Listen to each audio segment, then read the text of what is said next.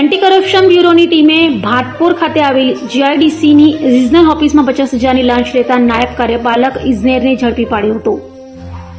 સુરતના ભાટપોર જીઆઈડીસીમાં 2 પ્લોટ ઔદ્યોગિક હેતુ માટેના હોય, જે જીઆઈડીસીના જૂના બનેલા શેડનું ડિમોલિશન કરવાનું હોય, જેને લઈ પરવાનગી માટે ફરિયાદી જીઆઈડીસીની રિજનલ ઓફિસમાં નાયબ કાર્યપાલક ઇજનેર પરિમલ ખંડુભાઈ પટેલ પાસે ગયા હતા, જ્યાં તેઓએ ડિમોલિશનની પરવાનગી આપવા માટે લાંચ પેટે 50,000ની લાંચની માંગણી કરી હતી,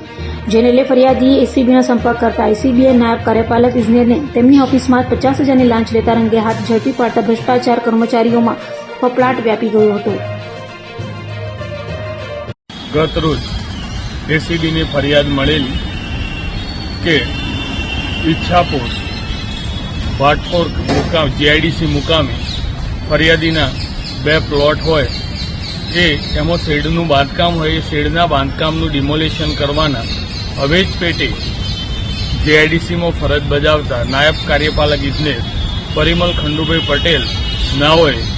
આ કામે ફરિયાદી પાસેથી હેતુલક્ષી વાતચીત કરી 50,000 રૂપિયાની લાંચની માગણી કરેલ, જે તેઓ આપવા ઈચ્છતા ન હોય। એસીબીનો સંપર્ક કરેલો, એસીબીનો સંપર્ક કરતા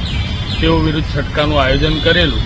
જેમાં 50,000 રૂપિયાની લાંચ લેતા તેઓ પકડાઈ ગયેલ હોય અને કાયદેસરની કાર્યવાહી હાથ ધરી ગુનો રજીસ્ટર કરવામાં આવેલ છે।